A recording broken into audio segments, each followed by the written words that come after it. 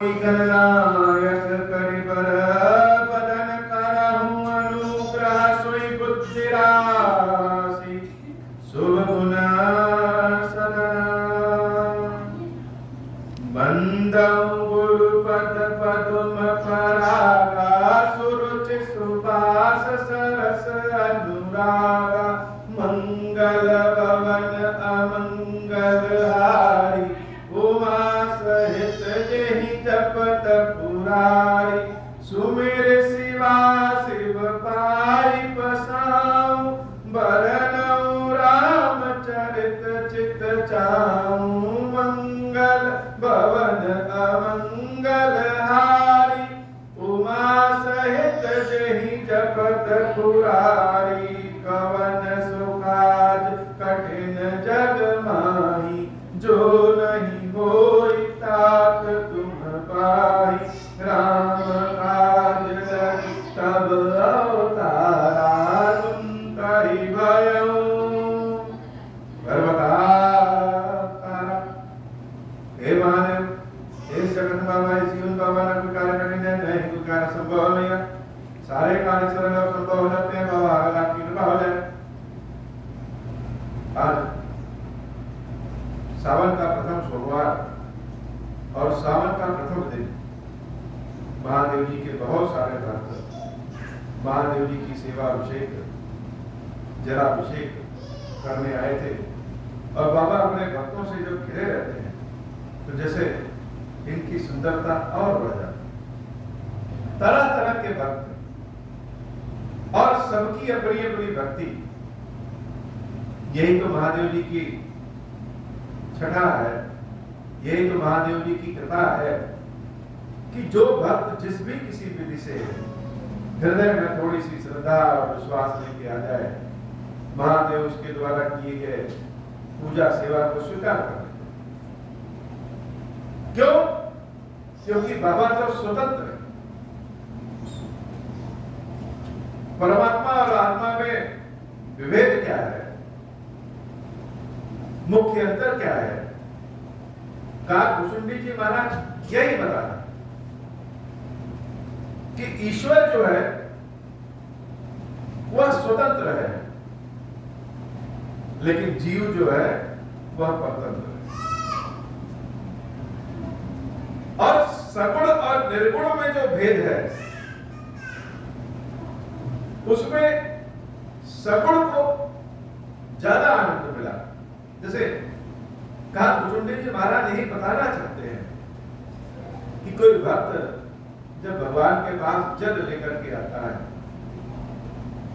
अगर कोई छोटा सा बच्चा एक कोई टॉफी लेकर के आए, एक कोई रोटी लेकर के आए या कोई भी सामान लेकर के आए और अपने से बड़ों को दे और कहे यह हमारी टॉफी हमसे ले लीजिए, यह हमारी लड्डू हमारा रोटी हमसे ले लीजिए और बदले में हमको एक लड्डू की बहुत बड़ी दुकान दे दीजिए, तो लेने वाला तो बड़ा हंसेगा लेकिन बालक के भोलेपन को देख करके वह बड़ा प्रसन्न होगा। और अगर उसके सामर्थ्य में रहेगा तो उस बच्चे को लड्डू की पूरी दुकान ही दे दे। यही भाव भक्त और भगवान के बीच होगा। कोई यह नहीं कहेगा कि यह बालक देखो मूर्ख है, एक टॉफी के बदले एक लड्डू के बदले पूरी बड़ी सी दुकान मांग रहा है, बल्कि उसके भाव को देखें।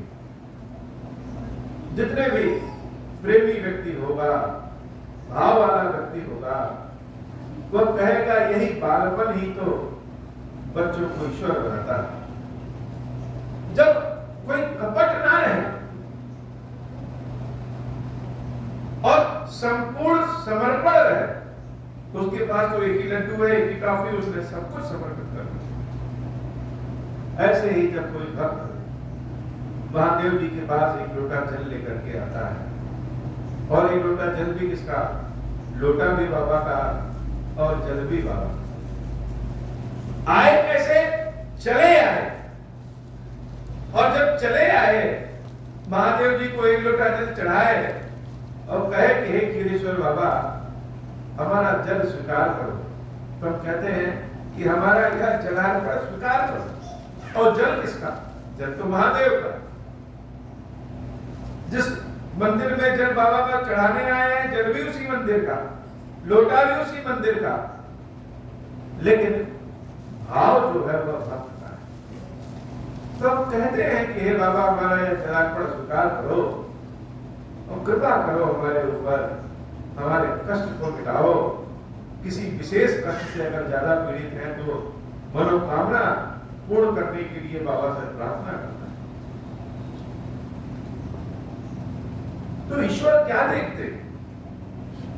क्या ईश्वर यह देखेंगे कि यह 1 लोटा जल के बदले यह इतनी ज्यादा चीज मांग रहा है?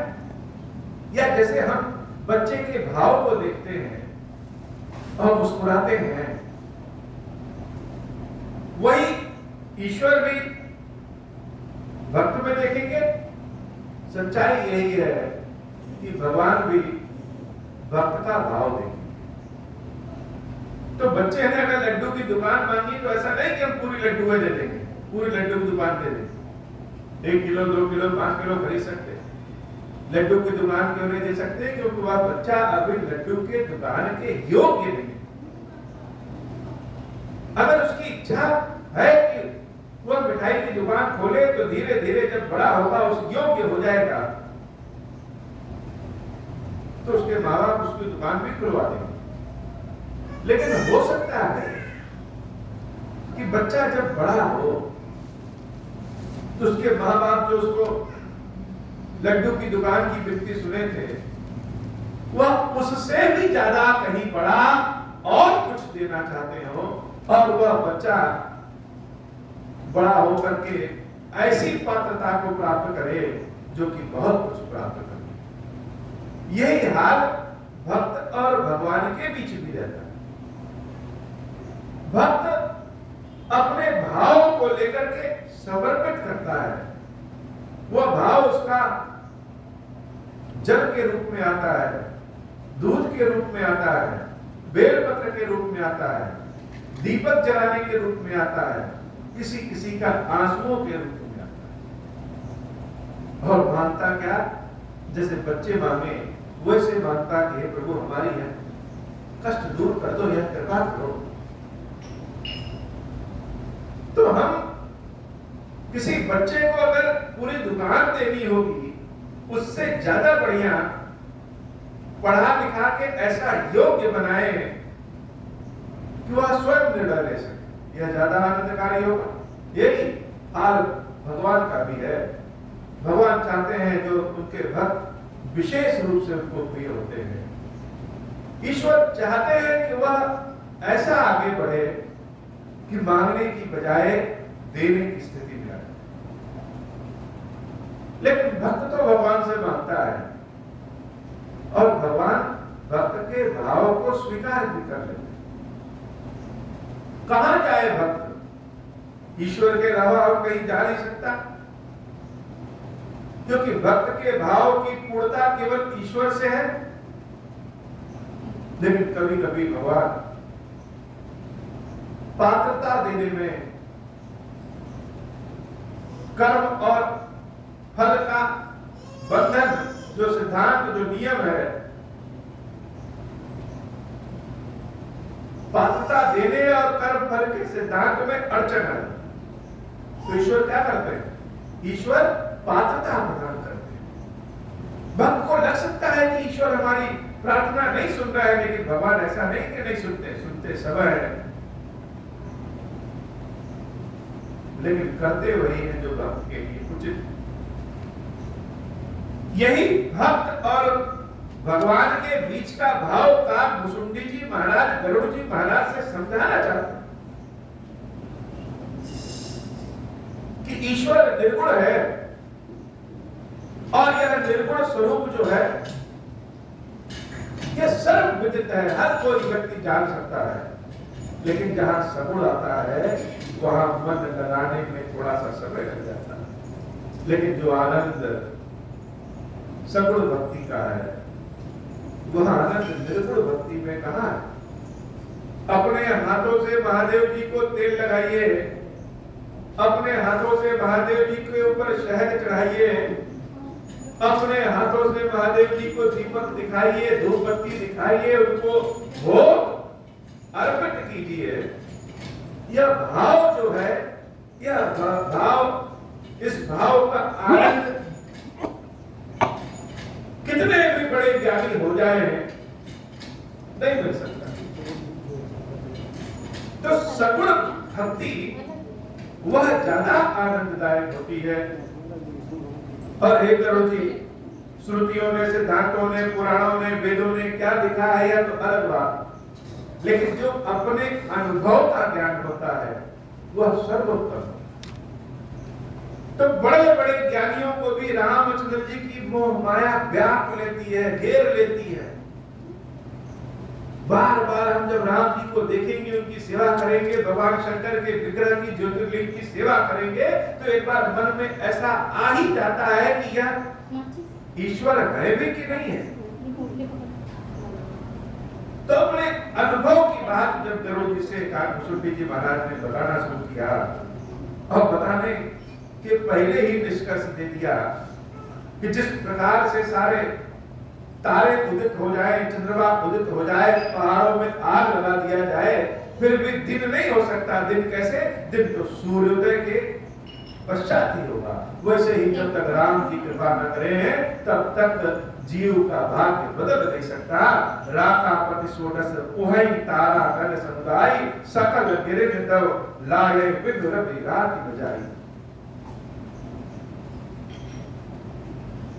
इसी तरीके से ऐसे ही हर बिनु भजन खगेसा, मिटै न जीवन कर कलेसा। हम सोचे ला अपने घर में एसी लगा लें तो शांति मिल जाए, कार खरीद ले तो शांति मिल जाए, घी वाली रोटी खा ले तो शांति मिल जाए। लेकिन सत्य बात यह है कि शांति तभी प्राप्त होगी जब तक कि राम जी का भजन न किया जाए। ईश्वर के भजन के उपरांत ही यह मन शांत होता है। मिटै न जीवन कर क्लेशा, यह क्लेश तभी मिटेगा जब राम जी कृपा करेंगे। हरि सेवक हिन व्याप अविद्या। बहुत लोग कहते हैं जादू लग गया, टोना लग गया, बहुत सारे ग्रह नक्षत्र टेढ़े हो गए और उन ग्रहों को सीधी गति में लाने के लिए न जाने क्या क्या उपाय करते हैं।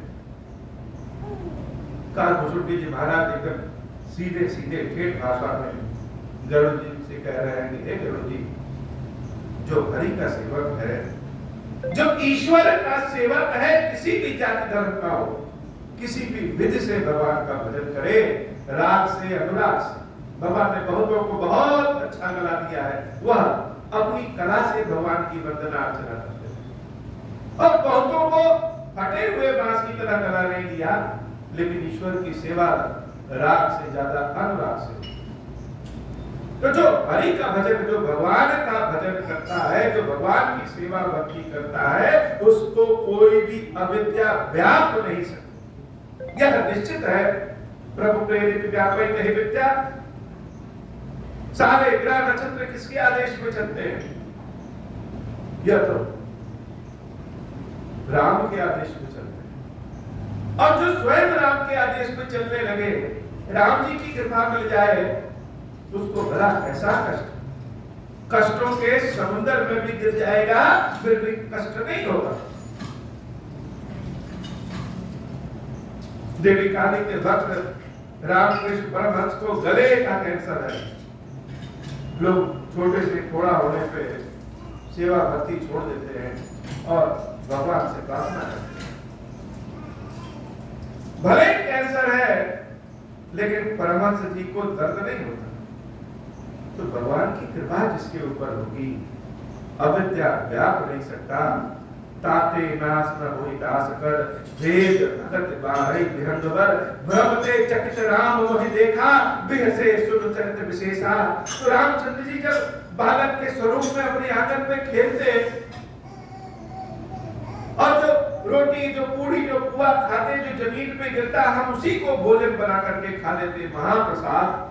लेकिन मेरे मन में अविद्या आ गई, भ्रम आ गया कि जब हम दूर चले जाते हैं तो यह बालक राम रोने लगते हैं, और जैसे दूसरे बच्चे बुलाते हैं उसी तरह से अपने हाथ में कुआ लेकर के वो बुला रहे हैं कि आओ आओ आओ, कि मैं उनके पास जाऊं। लेकिन क्या यह सत्य में ईश्वर है? मेरे मन में जैसे भ्रम आ गया कि यह भगवान है भी कि नहीं है। तो बड़े बड़े साधुओं संतों के भी मन में भ्रम आ जाता है। वैसे ही कहा कुसुम जी महाराज दरोजी से कहे कि मेरे भी मन में भ्रम आ गया। भ्रमते चकित राम मोहि देखा, विहसे सुर चरित विशेषा। और जब देखे कि अक्का कुसुंडी कौवा को भ्रम हो गया तो और हंसने लगे।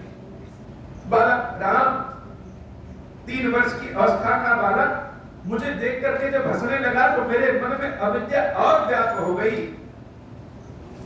तेहि कौतुक कर मर मुन कामु, जाना अनुज न मातु पिता हूँ, जानु पानी धाये मोहि धरना, श्यामल दात अरुण कर चरना। तब मैं भागी चलूं पुरगारी, राम कहन कहाँ भुजा पसारी। जिम जिमी दूर उड़ाऊं आकाशा, तब हरि देखूं निज पासा। तो मेरे मन में भ्रम हो गया कि ईश्वर है कि नहीं। तो जहां मन में शंका आ जाए वही परीक्षण शुरू हो जाता है। कोई चीज असली है कि नकली, जैसे मेरे मन में शंका आएगा तो उसको हाथ से छू करके देखने लगेगी यह सही है या गलत। तो हमने क्या किया, हमने वह जो बालक राम अपने हाथ में कुआ खा रहे थे उस कुआ को छीन के लेकर के हम उड़ गए। कहा कुसुंडी जी महाराज राम जी के हाथ से कुआ छीने और मुंह में दबा करके उड़ गए कि देखे यह ईश्वर है कि नहीं। और जब उड़ करके गए गरुड़ जी तो पीछे मुड़ करके देख रहे हैं तो यह देख रहे हैं कि उस बालक राम जी का हाथ जैसे मेरे पीछे पीछे ही चला रहा है। सिर्फ मेरे और राम जी के हाथ में 2 अंगुल का फर्क है। हम उनके हाथ को देख करके और ऊपर उड़ रहे हैं और तेज गति से उड़ गए, और थोड़ी देर बाद फिर पीछे देख रहे हैं तो देख रहे हैं राम जी का हाथ अभी भी मेरे पीछे है, सिर्फ 2 अंगुल का फर्क है। ब्रह्म लोक गयो मैं चितयो 5 उड़ाल। उड़ते उड़ते हम ब्रह्मा जी के लोक तक पहुंच गए। लेकिन जब जब पीछे देखते तो हमारे और राम जी के हाथ में केवल 2 अंगुल का ही फर्क है। जुग अंगुल कर बीच सब राम भुजै मोहिता, सप्ता बरन भेद कर जहां लगे गति मोर, गयो तहां प्रभु भुज निरख व्याकुल भयो बहुर। जहां तक जा सकते, कहा कुसुंडी जी महाराज को भगवान शंकर का आशीर्वाद, जहां तक जाना चाहेंगे जहां जाना चाहेंगे वहां तक जा सकते हैं, कोई उनका टिकट नहीं लगेगा।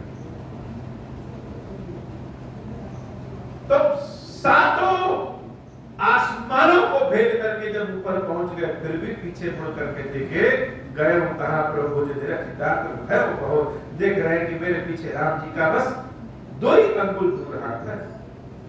मुंह देव नयन त्रसित तब जब भयो, पुण्य चितवत को सरपुर गयो। जब थक गए दौड़ दौड़ करके सोचे अब क्या करें। भगवान की जब परीक्षा लेते लेते जब व्यक्ति थक जाता है तो आंख बंद करके बैठ जाता है।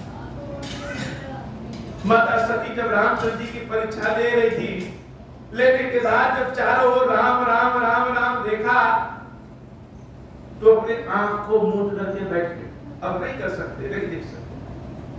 कुसुंडी जी महाराज भी अपने आंख को बंद करके बैठ गए, और जब आंख खोले तो देख रहे हुआ तो अयोध्यापुरी में है, सामने राम जी बालक के स्वरूप में मुस्कुरा रहे। मोहि बिलो की राम मुस्काही, बिहसत तुरंत गयो। जैसे राम जी अब पूछना चाह रहे हो कि क्या जाने, क्या देखे, और हम जैसे उनसे कह रहे हो कि हे राम सभी लोकों में हम घुमाए और हर जगह यही जाने कि कण कण में राम व्याप्त है। ईश्वर कण कण में, इस लोक में, उस लोक में, परलोक में, हर जगह, ब्रह्मलोक, वैकुंठ लोक, हर जगह गए। और भगवान तो कण कण में व्याप्त है, हर जगह ईश्वर व्याप्त है। ऐसी कोई जगह ही नहीं जहां भगवान ना हो। और राम जी ने जब यह सुना और मुस्कुराने लगे। मोहि मिले कि राम मुस्कुराही, बिहसत तुरत गए मुख भाई। और हंस दिए। यही जाने जहां तक देख सकते, जहां तक जान सकते, जो न देख सको, जो न जान पाओ, वहां भी राम, वहां भी ईश्वर। तो यह ध्यान लगा कि मेरा तो ज्ञान पूर्ण हो गया, हम हर जगह प्रभु को देख लिए। और जब मेरे इस ज्ञान को राम जी समझे, बुझे, जाने, तो और मुस्कुराने लगे। विहसत तुरंत और मुस्कुराए। और मुस्कुराते ही जब अपना मुंह खोले तो क्या हुआ? काल जी महाराज भगवान राम के मुंह में घुस गए। विहसत तुरंत गया मुख भाई। राम जी के मुंह में ही घुस गए। और जब राम जी के मुंह में घुस करके देखे, बड़ा अद्भुत चीज। उधर माच सुनु अंडज राया, देखा बहु ब्रह्मांड दिखाया। अभी तक तो जानते थे कि यह ब्रह्मांड जो है उसके कण कण में राम है, लेकिन अब देख रहे हैं यह ब्रह्मांड ही राम के लिए कण के समान। यह नया ज्ञान। हम सोचते हैं कि ईश्वर तो हर जगह है, सब जगह व्याप्त है, लेकिन यह सब जगह ही ईश्वर में व्याप्त है। जब राम जी के मुंह में घुसे तो मुंह में अनेक ब्रह्मांड देख रहे हैं। अति विचित्रतः लोक अनेका, रचना अधिक एक ते एका, कोटिन चतुरानन गौरीसा, अगणित उड़गन रवि रजनीसा, अगणित लोकपाल चमकाला, अगणित भूधर भूमि विशाला, सागर सरिसर विपिन अपारा, नाना भांति सृष्टि विस्तारा, सुर मुनि सिद्ध नाग नर किन्नर, चार प्रकार जीव सचराचर। गिनती नहीं कर सकते, इतने शंकर जी हैं, इतने ब्रह्मा जी हैं, इतने विष्णु जी हैं, इतने देवियां हैं, इतने इंद्र हैं, इतनी पृथ्वियां हैं, इतने नदियां हैं, इतने पहाड़ हैं, इतने ऋषि मुनि लोग हैं। और सब कहां है? सब राम जी के उदर में, पेट में। हम तो जानते थे कि राम कण कण में व्याप्त है, लेकिन यह संपूर्ण ब्रह्मांड ही ईश्वर के लिए एक कण के समान है। बड़ा विचित्र, जो कभी देखा नहीं, जो कभी सुना नहीं, जो कभी जाना नहीं, जिसकी कभी चर्चा नहीं, वह सब राम जी के उदर में दिखा। जो नहीं देखा, नहीं सुना, जो मन न समाई, सो सब अद्भुत देखम बरन कमन विधि जाए। सारे वैज्ञानिक आज यही खोज रहे हैं। चंद्रमा पे चले जाए, मंगल पे चले जाए, सोलर सिस्टम से और आगे चले जाए, तो कोई कोई कहता है कि अनेक ग्रह हैं, अनेक तारे हैं, अनेक आकाशगंगाएं हैं, गिनती नहीं हो सकती इस ब्रह्मांड में। तो कुछ कुछ इससे भी आगे निकले कि ब्रह्मांड भी अनेक हैं, गिनती नहीं हो सकती। कितना विस्तार है ब्रह्मांड का, और सूक्ष्म कण में आए तो परमाणु के समान भी है ब्रह्मांड। हर जगह, हर जगह जैसे एक प्रकृति, एक ही तरह सब कुछ। अनेकता में भी एकता, एकता में भी अनेकता। ऐसा रूप जिसको बताया नहीं जा सकता, वह सब वर्णन काकभुजंडी महाराज कर रहे हैं। जिसको दूरबीन से देखा जाता है, जिसको जाकर के देखा जाता है, काकभुजंडी महाराज ने सारा वर्णन कर दिया। सो सब अद्भुत देखा वरण कवन विधि जाई। जो देखा उसका किसी विधि से वर्णन करें, उतना शब्द नहीं, उतना भाव नहीं। और हम वर्णन कर भी दें तो समझने वाला समझेगा क्या? वह तो हम ही को पागल समझ लेगा। एक एक ब्रह्मांड मह रहा हूं बरस सत एक, यही विधि देखत फिर मैं कंठ कटा। और एक एक ब्रह्मांड पे हम 100 वर्ष रहे, इस तरह से अनेकों ब्रह्मांड पे हम रहे। अब कोई कहेगा कि कह रहे हैं कि एक एक ब्रह्मांड पे हम 100-100 वर्ष रहे और अनेकों ब्रह्मांड पर है। कितना समय लगाया कि हम राम जी के पेट में ही रह गए और राम जी की अवस्था 3 वर्ष धीरे से बड़े हुए, 14 वर्ष जंगल गए। उस हिसाब से तो राम जी के पेट में ही काकभुसुंडी जी घूम रहे। यह गप्प शास्त्र है, यह अफवाह है, लेकिन ऐसा है नहीं। जो चीज हमको समझ में ना आए इसका मतलब यह नहीं है कि वह नहीं है। हमारी बुद्धि ही सीमित है, हम उसको समझ नहीं सकते, उदाहरण देके भी नहीं समझ सकते। जैसे पृथ्वी पे एक वर्ष 365 दिन का होता है और बुध ग्रह पे एक वर्ष केवल 25-26 दिन का होता है। कोई अगर जाकर के बुध ग्रह पे 300 दिन रह जाए तो करीब 10 वर्ष रह गया और पृथ्वी के हिसाब से एक ही वर्ष हुआ। ऐसे ही अलग अलग ब्रह्मांडों में यह समय का मापन ही अलग अलग है।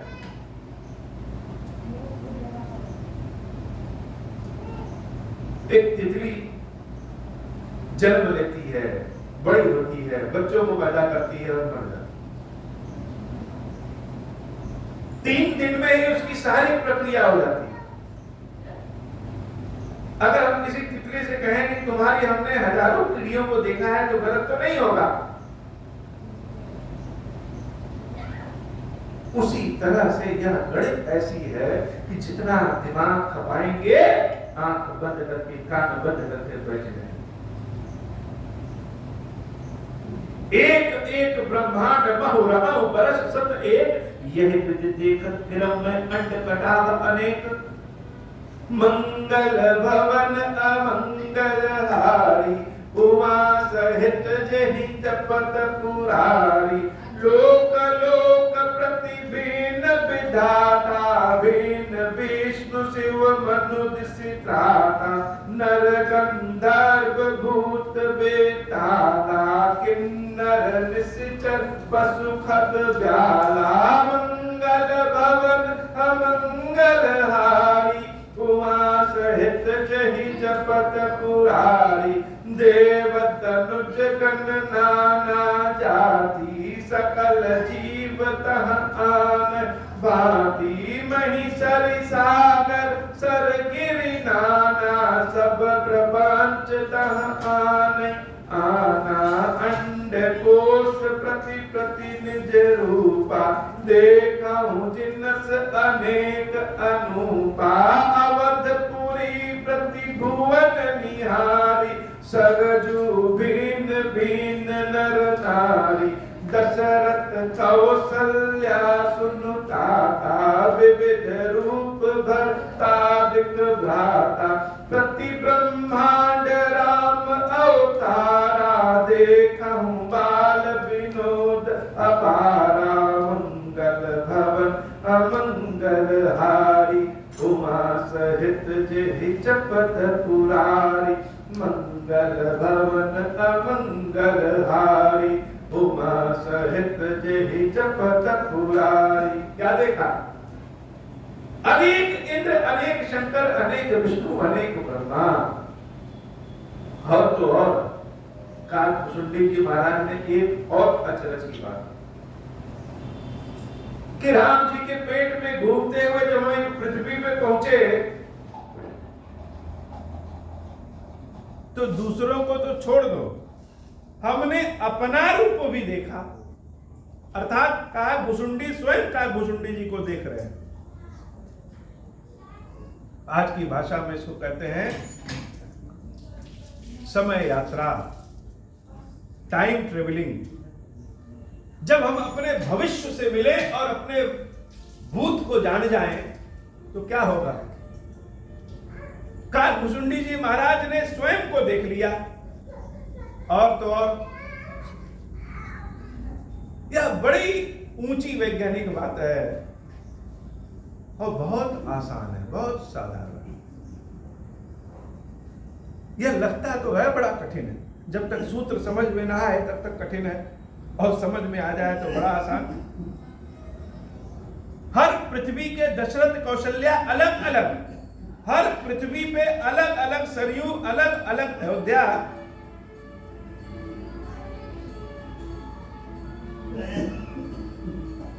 सब कुछ तो अलग अलग देखा, लेकिन जो एक ही था वह क्या था? भिन्न भिन्न में दीख सब अति विचित्र हरिजान, अगणित भुवन फिरहु प्रभु राम न देखहु आन। राम जी हर जगह एक ही है। कैसे एक है? जैसे किसी जगह के हम जमीन को देखें तो अलग अलग, बाराबंकी की जमीन अलग, नैनीताल की जमीन अलग, बद्रीनाथ की जमीन अलग, बंबई की जमीन अलग। हर जगह के जमीन अलग अलग हो सकता है, कहीं पे समतल, कहीं पे पहाड़ी, कहीं पे पानी, कहीं पे दलदल। लेकिन किसी भी स्थान पे खड़े होकर के अगर हम आसमान को देखें तो हर जगह का आसमान एक जैसा है। वैसे ही दशरथ जी, कौशल्या जी तो अलग अलग, लेकिन राम जी हर जगह एक है। मानस में कथा है कि मनु और शत्रुपा जी ने जब तपस्या किया तो भगवान से प्रार्थना किया कि आप मेरे पुत्र बनकर के आइए। तो भगवान ने आशीर्वाद दिया कि दशरथ और कौशल्या के रूप में तुम लोग जन्मोगे, मैं तुम्हारा पुत्र बनकर के आऊंगा। और वहीं आगे चल करके कथा है कि जब गौ माता परेशान होकर के देवताओं के साथ भगवान के से प्रार्थना करती हैं, तो भगवान कहते हैं कि कश्यप अदिति ने बहुत घोर तपस्या किया था और वह दशरथ और कौशल्या के रूप में जन्मे हैं, उन्हीं के पुत्र के रूप में आएंगे। एक ही मानस में एक जगह बताया कि दशरथ, कौशल्या, मनु और शत्रुपा है, और एक जगह बता रहे हैं कि दशरथ और कौशल्या कश्यप और आदित्य हैं। वहीं सत्यनारायण भगवान की कथा सुनिए तो राजा उल्का मुख ही अगले जन्म में दशरथ बनते हैं। तो सत्य क्या है, कौन गलत है? एक ही मानस में दो दो दशरथ कौशल्या कैसे? उसका उत्तर यहां है कि हर ब्रह्मांड में राम का अवतार अलग अलग होता है। दशरथ और कौशल्या अलग अलग लोग बनते हैं, लेकिन राम एक ही है। सोई शिशुपन सोई शोभा, सोई कृपाल रघुवीर, भुवन भुवन देखत फिरहु प्रेरित मोह समीर। मंगल भवन अमंगल हारी, उमा सहित जहि जपत पुरारी। मंगल भवन अमंगल हारी, उमा सहित जहि जपत पुरारी। हे बाबा, आज की कथा इतनी ही। श्री खीरेश्वर महादेव जी, खीरेश्वरी भैया जी हम सब के ऊपर बाबा कृपा करें। अब हो प्रसन्न प्रभु मोह पर, नाथ दीन पर नेहु। निज पद भगति देहु प्रभु, पुनि दूसर बर देहु। तब मायावश जीव जड़, संतत फिरहि भुलाना। हम पर क्रोध न करिय प्रभु, कृपा सिंधु भगवान।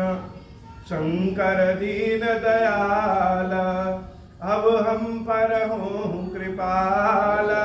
साप अनुग्रह होई जहि विधि, नाथ थोरहि काला। दीन दयाल बिरुद संभारी, हरहु नाथ मम संकट भारी। जय विधि होई नाथ हित मोरा, करहु सुबेगी जानि दास मैं तोरा। राम राज बैठे त्रैलोका, हर्षित भय गए सब शोका। जे सकाम नर सुनहि जगावै, सुख संपत्ति नाना विधि पावहि। जो इच्छा करिहु मन माही, हरि प्रसाद कछु दुर्लभ नाही। मंगल भवन अमंगल हारी, उमा सहित जहि जपत पुरारी। बोले श्री खीरेश्वर महादेव जी, खीरेश्वरी मैया जी की सदा ही जय हो। खीरेश्वरम, हे भगवान शंकर, आप ऋण, पातक, दुर्भाग्य और दरिद्रता की निवृत्ति के लिए तथा संपूर्ण पापों का नाश करने के लिए मुझ पर प्रसन्न होइए। मैं दुख और शोक की आग में जल रहा हूँ, संसार भय से पीड़ित हूँ, अनेक प्रकार के रोगों से व्याकुल और व्याप्त हूँ। हीरेश्वर मेरी रक्षा कीजिए। देव देवेश्वर सबको निर्भय कर देने वाले महादेव जी आप यहाँ पधारिए और मेरी की हुई इस पूजा को पार्वती जी के साथ ग्रहण कीजिए, मेरा मंगल करिए। महादेव शिव शंभु। ओम श्री राम।